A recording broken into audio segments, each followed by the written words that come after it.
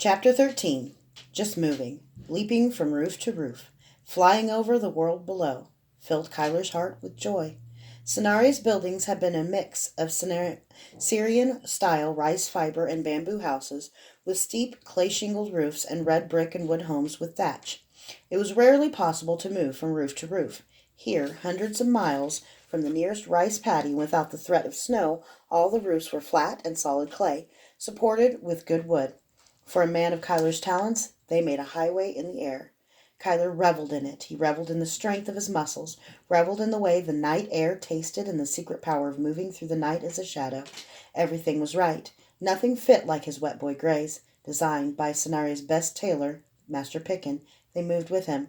The mottled colors broke up his silhouette and would have made even a man without talent difficult to see. He paused at the edge of a building, rolling his neck and limbering up his back as he scooted back. The gap to the warehouse roof was a good 20 feet wide. He blew out a breath and ran. His steps made scritching noises as he sprinted toward the edge. He leapt and his legs kept pumping as if he were running on air as he flew over the alley. He cleared the warehouse roof easily, landing 6 feet in. He hurtled straight at a wall where the part of the roof rose to a smaller third story. It was too high for him to jump and grab the edge. Instead, he ran up the wall as far as he could, then vaulted off of it. He reached for the roof beams that extended out from the building, but he missed. His fingers were half a foot below the bottom of the beam. Phantom hands whooshed out of his hands, extending his reach, and pulled the beam into his grasp. Kyler flipped up and landed on top of the 3-inch wide beam. He wobbled for a moment, then steadied himself and stepped onto the roof. He pumped his arm and whooped. It had only taken him 3 tries. Not bad at all. Next time he'd try it while invisible. He was beginning to understand what his master had told him once about how much he would have to learn once he could use his talent. Just shifting from using his talent to leap to using it to extend the phantom hands was almost more than he could manage. Doing that while invisible and running full speed. Well, he had nothing but time to train, did he? For what? Time to train for what?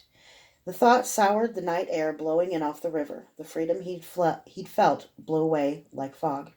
He was training for nothing. He was training because he couldn't stand to lie next to Elaine with his thoughts and emotions and lust warring in him. He alternated between wanting to tear her clothes off and take her roughly and wanting to shake her and scream at her.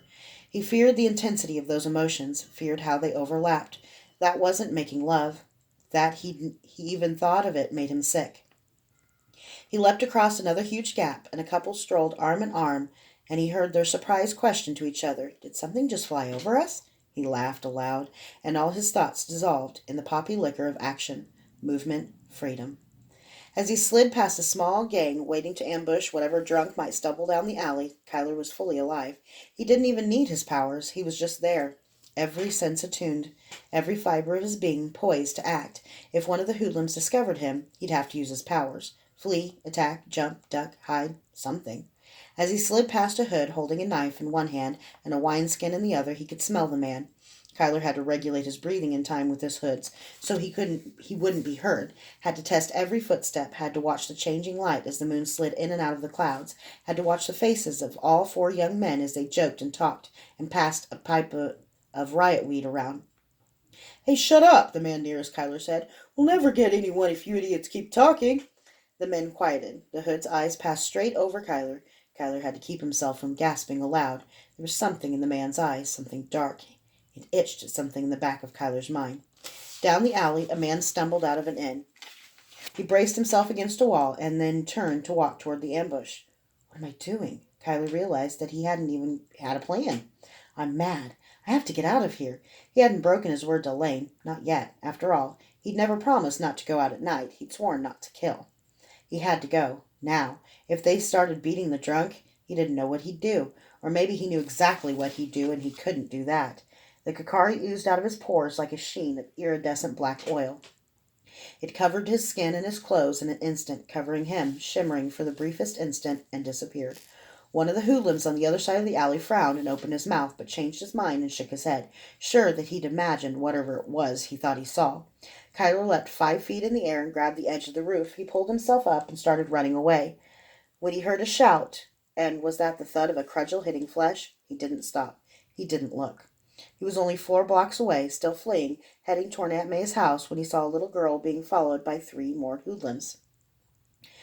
What the hell was she doing out this late? Anyone in this part of town had to know how stupid it was for a girl, a pretty, golden-haired girl, of course, to travel alone.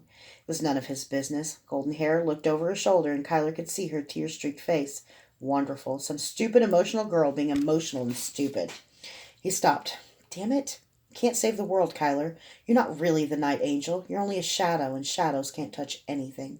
Now he swore again, loudly. In the street below, all four characters in the little melodrama looked up to see the rooftop, but of course they didn't see him. They didn't see him drop onto the street and start following them. If they caught her, he'd have to kill them. He'd have to hurt them to get them off her, and then what was he going to do? Beat them up as an invisible man? Let them spread these stories? Someone would connect him to the Night Angel sooner or later, and then everything would go to hell. No. If they caught her, and he had to break his promise to Elaine, then he'd go all the way. So there was only one thing to do, make sure they didn't catch her. Golden Hair did the first sensible thing she'd done all night. She started running. The hoodlums split up and started after her. Kyler drew Retribution off his back, but in its scabbard. He ran behind one of the running hoodlums, timed the man's steps, and with the sheathed sword knocked one foot behind the other in the middle of the man's stride.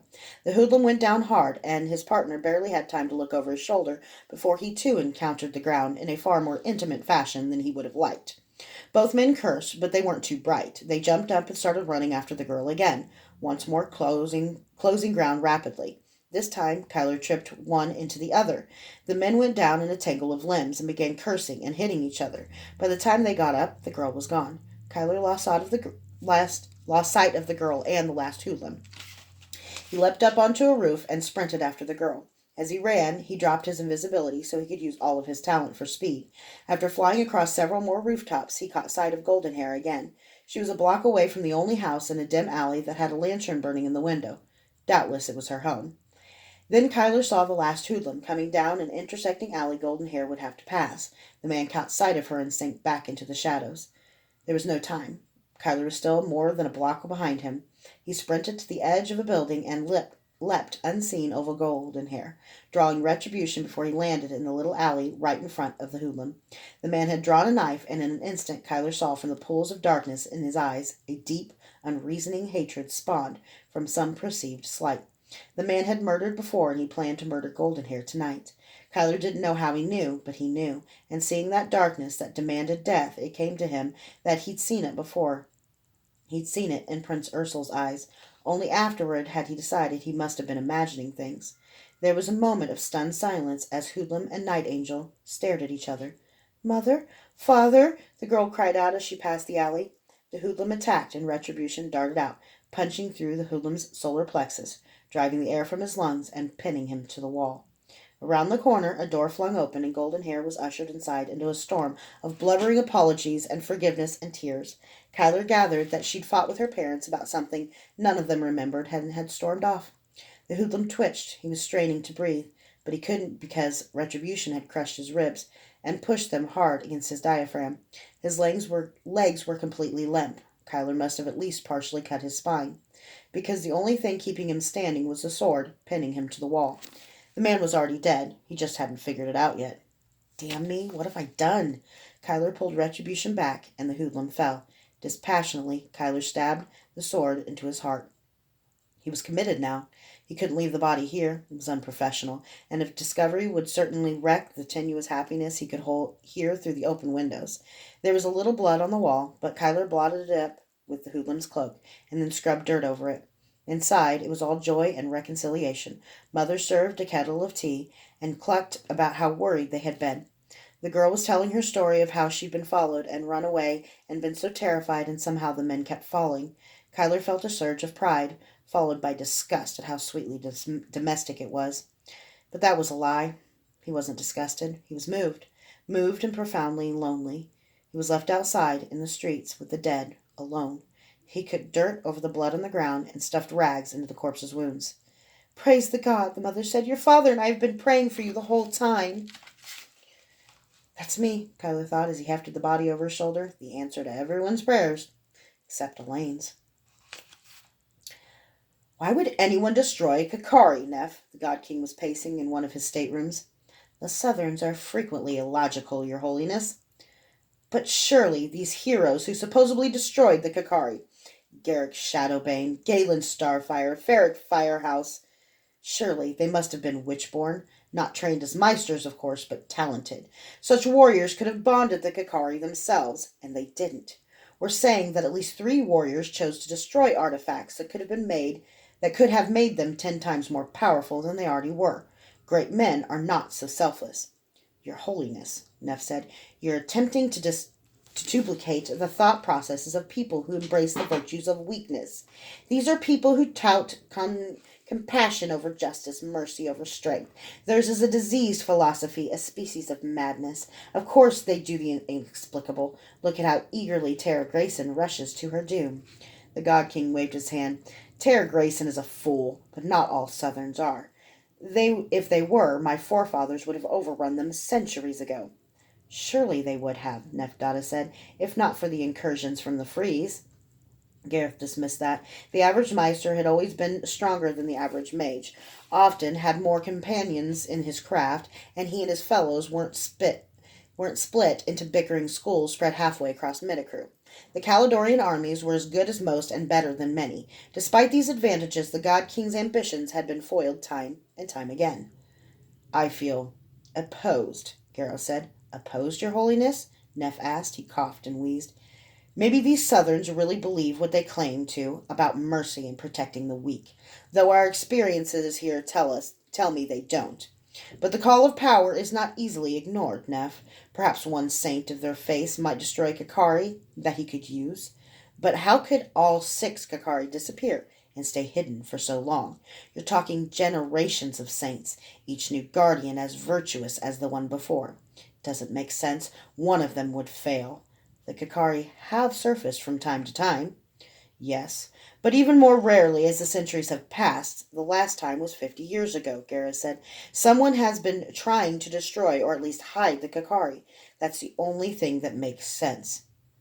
So, someone out there has been squirreling away Kakari for 7 centuries? Neff asked, deadpan.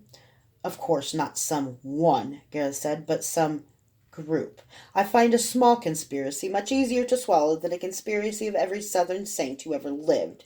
He paused, following the idea.